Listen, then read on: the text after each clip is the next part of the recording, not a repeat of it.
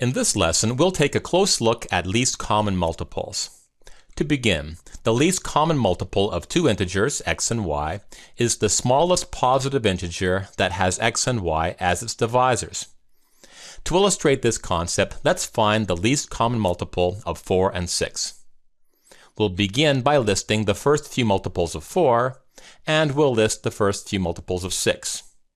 Notice that 4 and 6 have several multiples in common.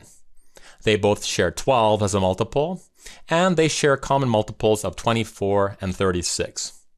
In fact, if we continue listing the multiples of each number, we'll find that there is an infinite number of common multiples. Now, out of all the multiples that 4 and 6 have in common, the smallest is 12. So the least common multiple of 4 and 6 is 12. Let's try another example. To find the least common multiple of 9 and 15, we'll first list some of their multiples. From here, we can see that some of the multiples they have in common are 45, 90, and many more. The smallest multiple they have in common is 45, so the least common multiple of 9 and 15 is 45.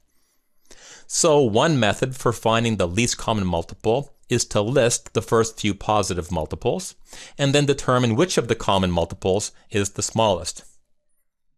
Now let's examine another technique for finding the least common multiple. To demonstrate this technique, we'll find the least common multiple of 12 and 56. For this technique, we'll first find the prime factorization of 12, and then we'll find the prime factorization of 56. At this point, we'll find all of the prime factors that they have in common.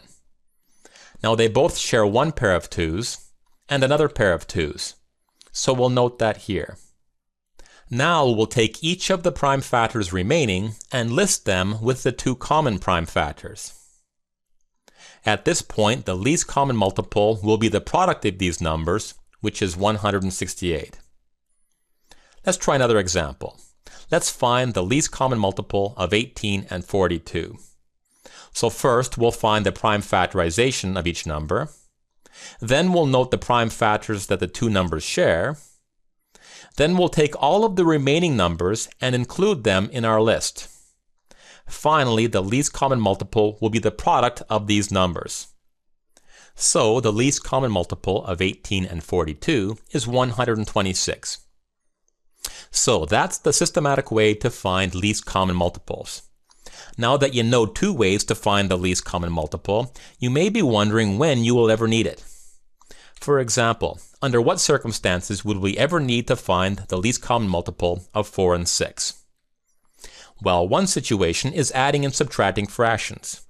For example, if you want to add these two fractions, you will need to first rewrite them using the same denominator. So we're now looking for the smallest number that 4 and 6 both divide into. That number is 12, so we can rewrite our two fractions with denominator 12. In this example, 12 is the least common multiple of 4 and 6. However, in situations involving fractions, it is usually referred to as the lowest common denominator of 4 and 6. Just remember that both terms mean the same thing.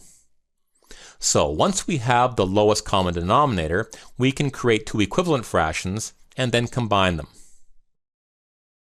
Now, to become an expert on least common multiples, you will need certain skills. First, you must be able to find least common multiples by listing multiples, as we did at the beginning of this lesson. You should also be good at finding least common multiples in your head. For example, in your head, you should be able to identify that the least common multiple of 10 and 15 is 30. Or the least common multiple of 3 and 9 is 9. Or how about 2 and 7? Well, here the least common multiple is 14. Another important skill is the ability to find the least common multiple using the prime factorization technique. And finally, you should be good at finding pairs of numbers that have a certain least common multiple. For example, what are two numbers that have a least common multiple of 18?